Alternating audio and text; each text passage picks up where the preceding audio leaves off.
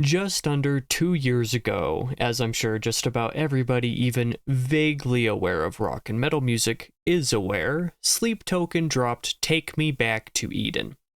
Though it was not the band's first album, nor the first time they would release something with their signature blend of just about every broader genre under the sun, it turns out they've been doing it their whole career, it was a weird time to be a metalhead. Everybody either loved all the singles leading up to the album, or they hated all of them. You seemingly either loved what the band was doing as a whole, or you didn't. Now, 10 days after Take Me Back to Eden released, I released a review for it not dissimilar from this one. It was also my very first scripted, in-depth review of this nature, so I feel like I've come full circle to some degree.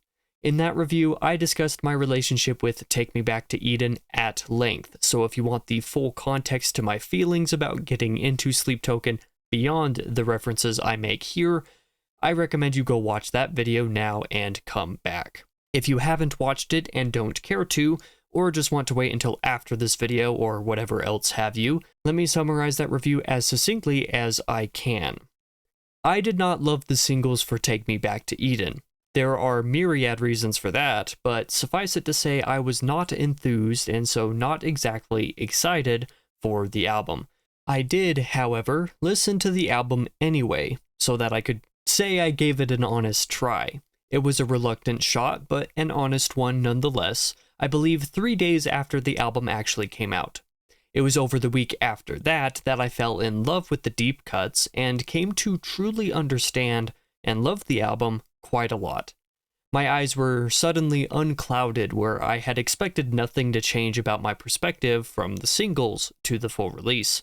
The album went on to be my album of the year for 2023, and my review spent several thousand words attempting to convey why it came to mean as much to me as it did. I'm not so convinced I did a very good job of it, but I certainly did try my best, so again, I recommend checking out that review for more details on this journey of mine.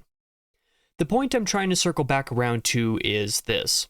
I approached Take Me Back to Eden with a lot of reservation and came out getting it, understanding why Sleep Token was blowing up, and then being part of it. So how exactly is this relevant to Even in Arcadia? Well, my approach to Take Me Back to Eden is relevant to my approach to Even in Arcadia because they are in many ways opposites, and yet I could use similar terms to describe them. I was tentative and reluctant about Take Me Back to Eden because I thought I would dislike it and only wanted to not be ignorant when talking about it. I was still tentative and reluctant about Even in Arcadia as well, but like I said, it's for different reasons. This time around, instead of hearing all the singles and disliking them, I did not listen to any of the singles at all. I decided to hold off until the full album release, desperately hoping for another transcendental experience, yet remaining unsure if it could be possible. You see, after Take Me Back to Eden changed my mind about Sleep Token, I went to their back catalog. I enjoyed what I found there, and was fascinated to discover that their style, their sound, their image has been virtually the same their entire career. The record was not a new thing for them, it was just the one that got the attention of a new and vastly larger audience. So while I enjoyed their other material, I never really came back around to it, instead opting to keep my CD for Take Me Back to Eden in my car's CD rotation from the day that I got it, nearly 2 years ago.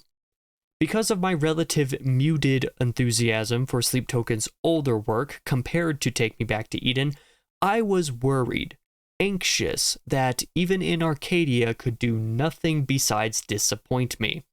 I feared that I had propped up that album so much that a new one could not possibly live up to it, no matter what kinds of expectations I had for it. This largely motivated my choice to avoid the singles. I wanted to approach a new album completely fresh. I wanted to know as little about this album going into it as I could possibly manage, given that I reside on the internet, or, well, I resided on the internet until a few weeks ago. Being unplugged from social media recently has undoubtedly made this goal of mine easier, though it is an inadvertent benefit of that decision of mine as opposed to an intended consequence thereof. Either way, I managed to stay very unplugged. I obviously saw art for the singles as they released, a style that I was super into, though to be honest, I don't think they fit the vibe of the album in retrospect. I knew that the first single had saxophone in it somewhere. I knew that the second single broke the fourth wall of Sleep Token's lore and image, meaning that Vessel actually sang about himself IRL, and relatedly directly to the fanbase, and more specifically the more obsessive and toxic end of it, which happens to be no small reason why some people hate the band. In the modern social media landscape, the fact I managed to sneak all the way up to the release date knowing only that much is, well, I kind of don't believe it. To put it simply, I fell so thoroughly in love with Take Me Back to Eden without falling as hard for Sleep Token's prior music that my expectations for Even in Arcadia were in constant flux, ranging from I am unbelievably excited to this is actually anxiety incarnate, all the way down to do I even want to listen to this album at all? Well, obviously I did, but my circling around this whole album cycle until release day made my sudden sprint to Water's Edge and Cannonball In seem out of nowhere. Of course, none of this is aided by the fact that with how busy I am with work and freelance stuff, don't ask, I'm literally sidelining other important obligations to make this review right now, I literally forgot about the album until I stumbled upon it early on release day. So, my first time experience. How did it go? To start, ignoring the singles and wanting to go in blind was absolutely the right move for me. I had no preconceived notions about what this album would be ahead of time, and thus nothing that would have me comparing it inherently to the last album for a long time beforehand, which had a huge effect on my reaction. For Take Me Back to Eden, the deep cuts had to carry the singles out of the gutter I had left them in over time, and I didn't want a similar experience going into Even in Arcadia. So that was certainly a good play on my end, and as such I have no thoughts on the singles specifically as singles, other than to say that Emergence, being the lead single, was a bold move, and that I respect the band for writing Caramel, even if lyrically it doesn't precisely fit typical Sleep Token fare. But as a whole, experiencing Even in Arcadia front to back completely blind was easily one of the most rewarding experiences of the year so far for me. Even in Arcadia manages to be basically everything I wanted it to be, even though I had absolutely no idea what I wanted from it. It is Take Me Back to Eden reloaded, expanded and reformed, yet never a clone of what that album was. It is distinct and unique, yet intensely familiar. It strikes the same balance of pop and metal and R&B and what the hell that Sleep Token has been doing for years so as to be thoroughly Sleep Token, and arguably even more consistent now than it was even 2 years ago, utilizing more of what I personally loved from that while avoiding the few things about it I have to admit I found notably weaker, even if in retrospect. On my first time through, there was but one song, a single one, that disappointed me. The title track felt like an unnecessarily extensive interlude of sorts, so I'm not quite in love with it, but every other song has its standout, brilliant, beautiful, and deeply impactful moments, and they are most of them exactly what I wanted to hear from a follow-up to Take Me Back to Eden. Yet nothing like what I might have expected either if I had had the presence of mind to quote-unquote expect anything. Reflecting for most of the day after my first listen, I determined that the album was sitting well, but that I needed to listen to it at least a few more times to give it the deeper look that it deserved, such as I am doing now. My immediate reaction was, I don't care that I don't have time, I'm writing a review for this. Put another way, the only other album I've reviewed on its own so far this year is Whitechapel's Hymns in Dissonance, which has hitherto been my easy pick for Album of the Year. Although, as a tangent, I also quite love A Day to Remember's Big Ol' Album Volume 1. I was also compelled to review that record, and the only reason that I haven't yet is because I want to wait for Volume 2 before I do so. I'm hoping I don't regret that decision. I had not thought that Whitechapel's Throne would be challenged this year, but Sleep Token certainly put itself in the conversation once again. This is where things get complicated. Like, really complicated. After such a heightened first experience with the album, my second listen changed several things in my mind, and not necessarily for the better. Now, before anybody starts raging, let me explain what I mean by this. I think I went into my second listen of Even in Arcadia wrong. I approached it in virtually the exact opposite way as I ended up doing the first time. Instead of an open mind and no preconceived notions about what it is, this re-listen was defined by grasping onto the flashing comparisons I could draw between it and, primarily, its predecessor. In short, I focused way too much on thinking about Even in Arcadia as an evolution, I guess, of the work that came before, and not necessarily as its own journey. As a result, I came out of it this time feeling disappointed, almost immeasurably so. I still liked the songs on their faces, but various aspects to the complete package underwhelmed me, and had me feeling what I had seen incompletely expressed by some others. 2 doesn't seem to stick out as much. Vessel's Uncleans are notably weaker. It has less of those face-blasting heavy moments, and the heavy moments that are here are very similar to one another. As a whole, it's hard to argue objectively with the assertion that Even in Arcadia is, well, safe. Too safe. For the same reason that I never really clicked with This Place Will Become Your Tomb like I did Take Me Back to Eden, my re-listen to Even in Arcadia didn't sit right. For the exact same reason as I tried to avoid in the first blind listen in the first place, my love seemed to vanish. There were still things to appreciate and to praise, the more balanced and consistent experience, the utilization of components I generally like better as a rule about Sleep Token, despite the lack of other dynamic offerings, Vessel's slightly expanded vocal dynamics within his impressive clean range, a more palpable concept that resonates with me, and more I will mention in the next section as appropriate. But these things struggled to combat the mild disappointment I felt. After grappling with all of that on the second go-around, I finally went ahead with what I was already planning to do anyway.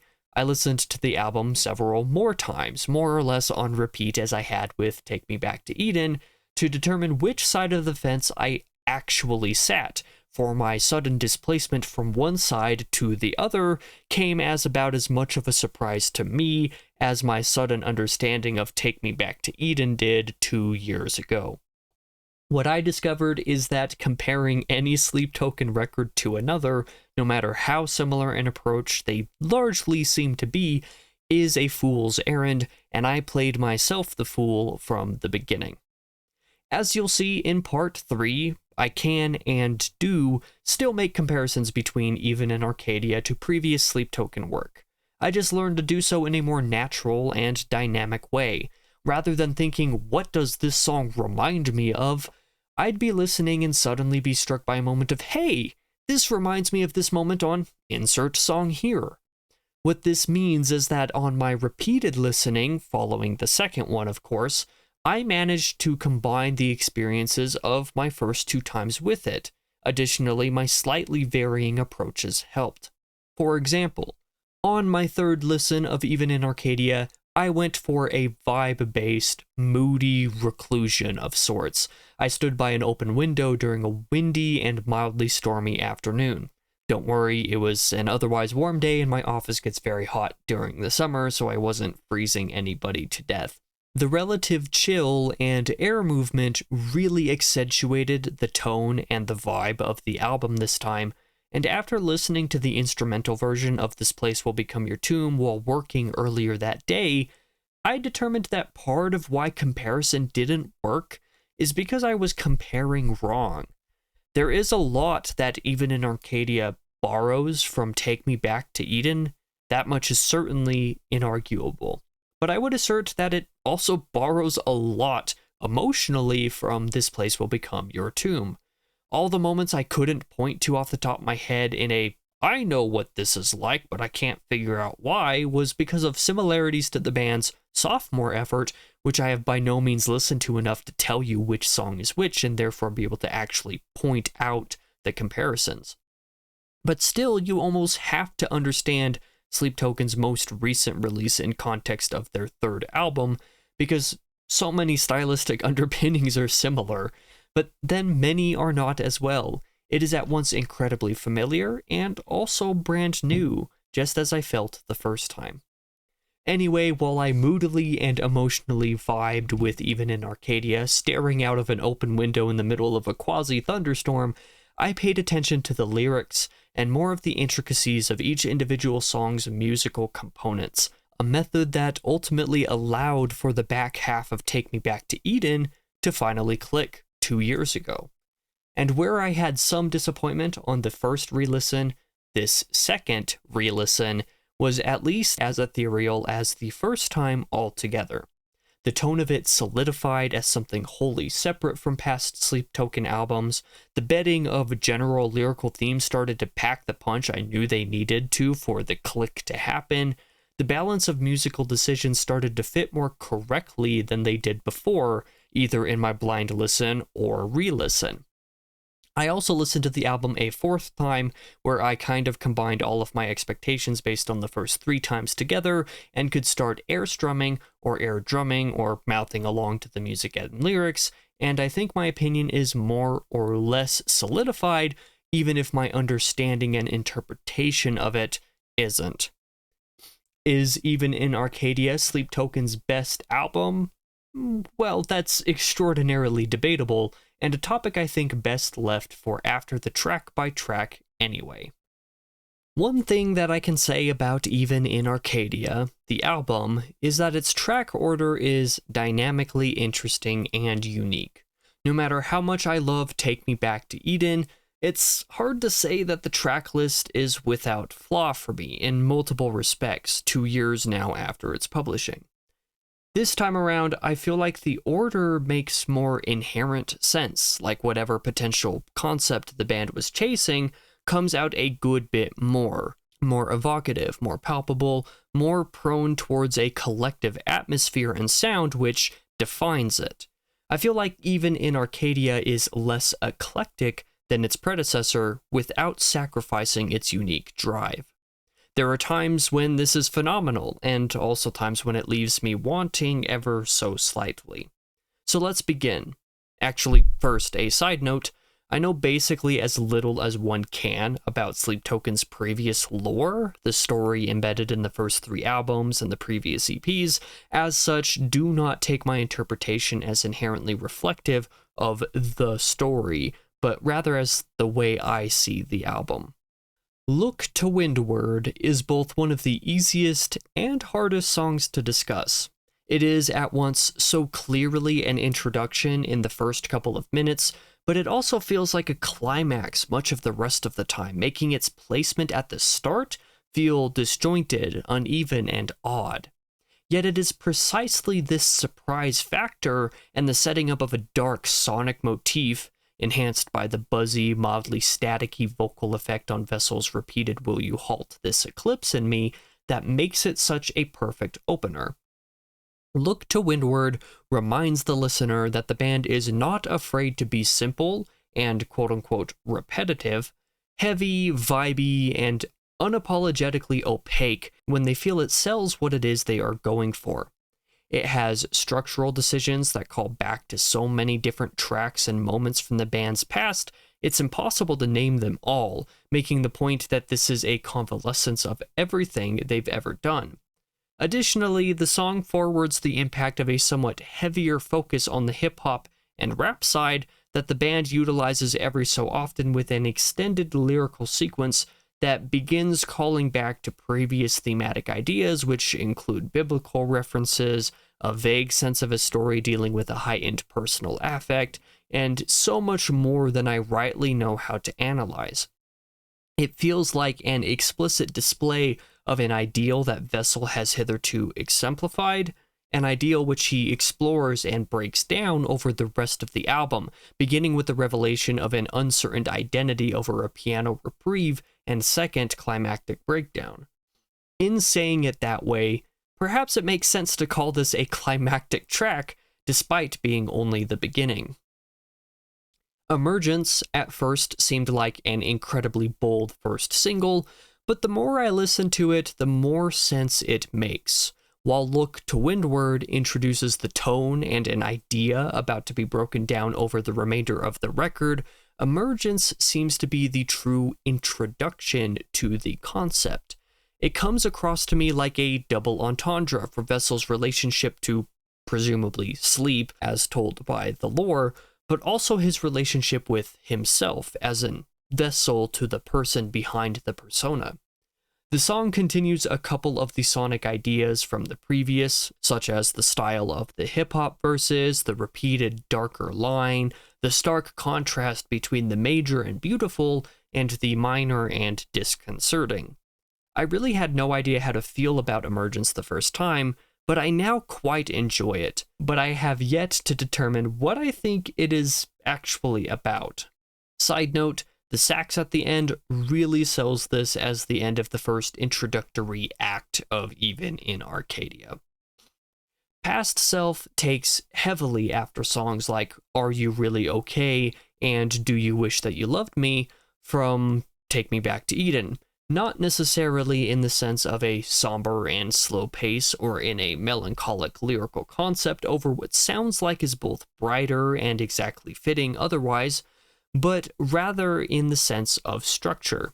Past Self is shorter, quicker, and much more oxymoronically bouncy, with a sharper focus than those other examples, but it calls back to a simple synth melody that stretches basically the entire song with just about no variation, focusing otherwise primarily on Vessel's performance over top the instrumentation.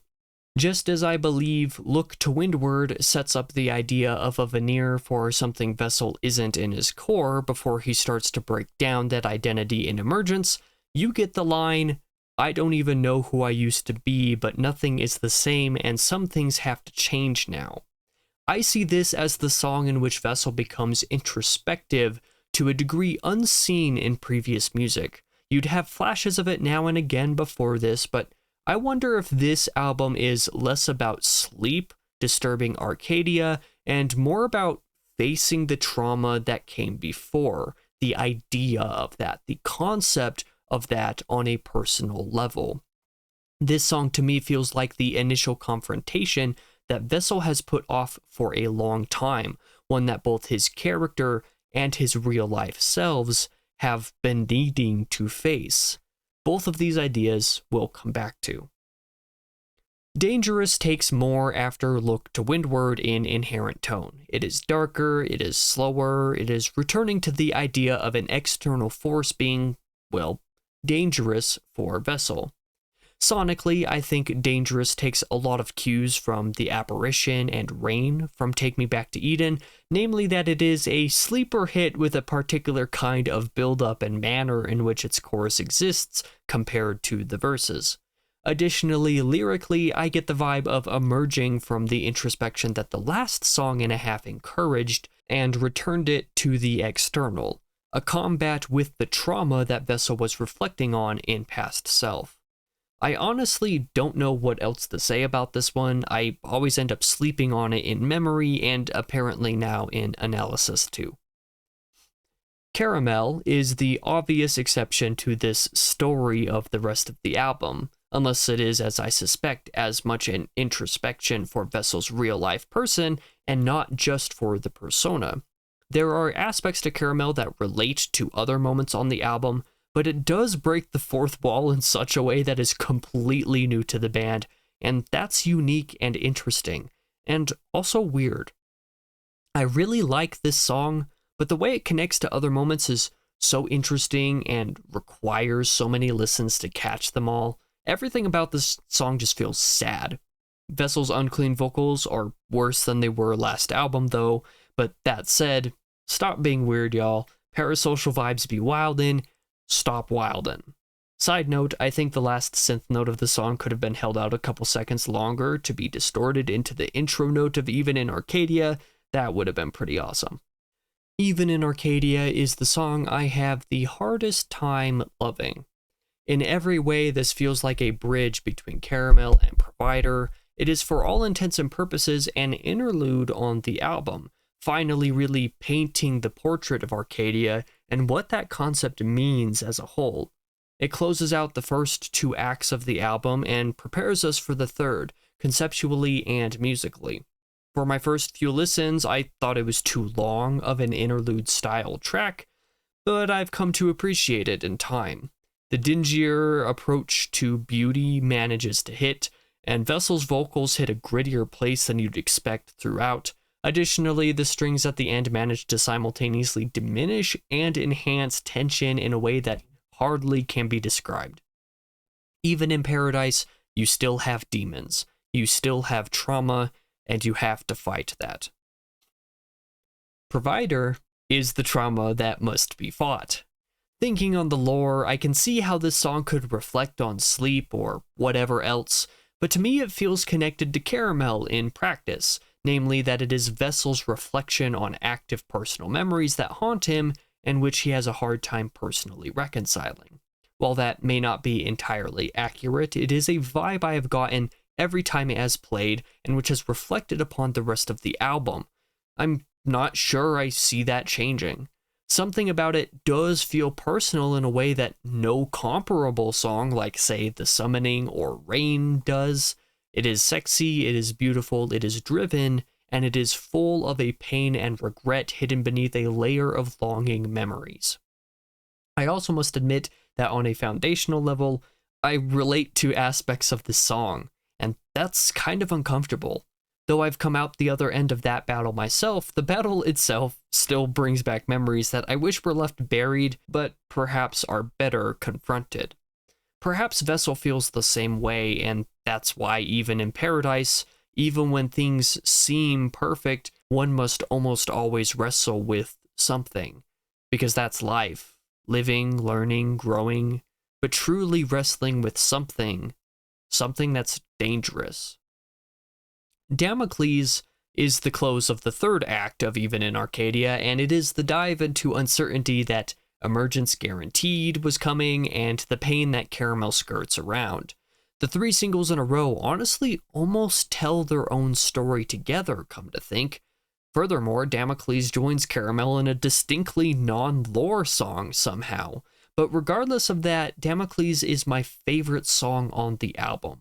Absolutely no question. It is a ballad in the vein of Euclid, but much less optimistic, questioning instead. It also feels like Euclid in the way that it just grabbed me the first time and every time since without exception. There's something visceral about the song, or something about it that is inherently more meaningful to me. The music and the lyrics and vocals all combine to something that is perfect for me and my sensibilities. I think the song is brilliant. It's also fitting that this is the end of Act 3 of the album because it sonically feels like a closer the way that Euclid did. But even considering this, it's obvious it's not quite the end of the album. I think Look to Windward is the best song on Even in Arcadia, but Damocles is my favorite. Gethsemane is the most unique track of the record. Between a lot of falsetto to open it, a different era to the lyrics that feels peaceful and beautiful, another biblical reference in the title so close to the close of the record, and some crazy and wacky instrumental decisions, Gethsemane is going to be the one I think the most people overall have to warm up to over time. There's literally an instrumental break before a verse that sounds like freaking Polyphia invaded the song randomly, and it is awesome. But there's so much more to this track too. One of my biggest complaints about the album overall is that very few song structures surprised me the way that Take Me Back to Eden's songs did, but Gethsemane manages to buck that trend. Generally, I think the majority of this record is just as separate from the concept as it is inherent to it. It's funny that the concept feels more there musically than the last album, as somebody who doesn't know the lore basically at all, but that the lyrics seem to be something entirely different in my mind. Maybe that's all projection, though. Infinite Baths is a culmination of every motif the album has to offer. The lullaby-type production to certain melodies match those of Caramel. The mysteriousness matches that of Emergence. The melancholy matches that of Damocles. Literally, lyrics from Look to Windward come back around in the end, along with an incredibly similar breakdown, too. In addition to these, certain melodies seem to reflect those of earlier albums. What seems to be a twist on the Night Does Not Belong to God and Euclid tied together is a good example, and also certain aspects of what This Place Will Become Your Tomb in totality expresses in my mind. The first half of Infinite Baths is transcendental. It is so beautiful, acknowledging having come through a chaotic personal turmoil and still being uncomfortable. When you cleanse yourself of the grime, you feel off, as if it has become a part of you that maybe you didn't want to let go. The second half, though, takes a very different turn. The breakdown is cool, but I again come out feeling as if Vessel's unclean vocals are much weaker than they used to be, so I'm almost taken out of the song and album entire despite the repeated "Will You Halt This?" Eclipse in Me callbacks and whatever else. I do absolutely respect the way they go heavy, like they did in Take Me Back to Eden, and ending on a fade-out left unresolved so as to be different for a closer. I think this nature opens the story up to be continued again in another album, and I think the hyper-personal topics that Vessel ventured into might be even more forefront than they were before. Perhaps even better executed as double entendre between both the concept and his actual reality. That's something I'd love to see. And hey, maybe the story isn't complete just yet anyway. I've seen theories of a double album. Maybe the album is left unresolved not just so it can round on itself, but so that it can open up into another album to surprise drop soon, or later this year, or whatever. I don't know. What I do know is that Even in Arcadia feels inherently, distinctly different from past records. Though there is obviously still a concept here, and said concept is very compelling when it sticks out, it also feels like Sleep Token has added a real and personal element to the work that appears just as solid, if not more so, than the lore-based story. The back half in particular feels like a nigh on equal balance between the personal and the facade. What this means for the album is something quite interesting, and somewhat conflicting. While I believe that outright comparing Even in Arcadia, to bring up an earlier point that I ultimately didn't finish, to earlier work, doesn't work on account of its approach, the soundscape is so familiar that it is impossible not to. As a complete body of work, Even in Arcadia is arguably even more consistent than something like Take Me Back to Eden is. But this comes with the arguable cost of lessened individuality of songs. Don't get me wrong, there are a few standouts that I will love to play in the car more often than the rest, but the overall soundscape of many others seem like they'll be incomplete without the context of the rest. The majority of the time, I see myself listening to the full album on longer trips to a nearby town to visit a friend, as opposed to listening to specific songs on my work commute. It may seem an odd complaint, but it is something that I'm wondering about now that I'm coming out of my half-dozen plus full plays before the CD got to me. Additionally, there are some notable differences in the soundscape that I think are worth noting, again, something I didn't really get to earlier when perhaps I ought to have. The sonic story of Even in Arcadia is strengthened by various lyrical and musical motifs, moments that call back to previous moments and which build a through line for the work as a total unit. But there are reasons why this doesn't always work for me. The breakdown at the end of Infinite Baths is near identical to parts to that of Look to Windward, and many of the other heavy moments of the album sound altogether more similar to each other than I would prefer. I've also wondered if this is perhaps a bit exacerbated by how relatively few of those moments there seem to be. I mean, while listening, I'm always surprised by a couple of the heavy sections having forgotten they were there at all. Despite the amount of times I've listened to this thing, I keep thinking it is a softer album, and weirdly, I still don't think I'm wrong. It seems much more melancholic than chaotic, and the heaviness serves to sell that emotion rather than be, a more forefront personality like it sometimes is on Take Me Back to Eden. This is neither inherently bad nor good, but it is something that I wonder about. Of course, you also have to contend with the fact that there's no track here like Vor, which was arguably the band's heaviest song to date, so the general personality of Even in Arcadia inherently comes off as, well, softer. Outside of the first and back half of the last song anyway.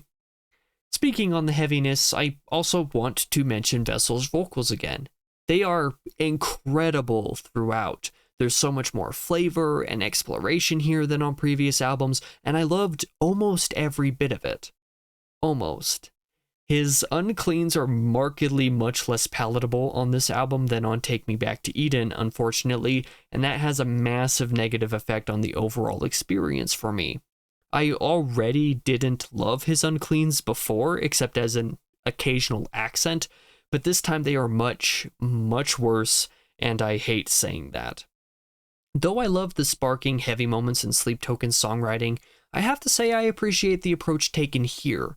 The things I love the most about this band are when the grittier guitar work combine with soaring vocals and odd song structures, and the album delivers that.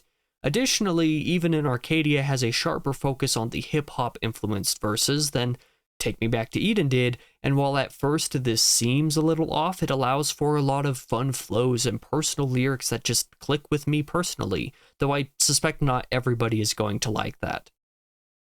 In the end, I'm a little conflicted about where Even in Arcadia falls on a scale for me. In some ways, it is handily better than Take Me Back to Eden. In other ways, it is no question that it is worse. Yet both are so good. Why do I even care? Why am I asking the question? Even in Arcadia is an entire experience that is ripe for circling around to multiple times, often repeated in a row, in short order even.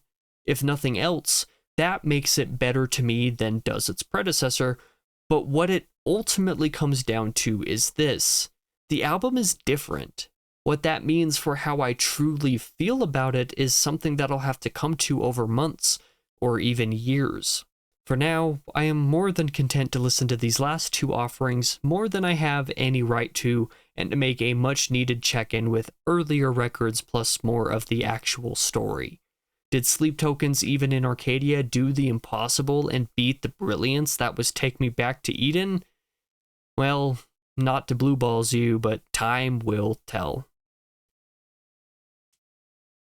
I've done a real bad job reviewing this album, and I apologize for wasting your time with it, but honestly, just be glad I didn't waste even more of your time ranting about how nobody gives a flying rat's tail about whether Sleep Token is metal or not.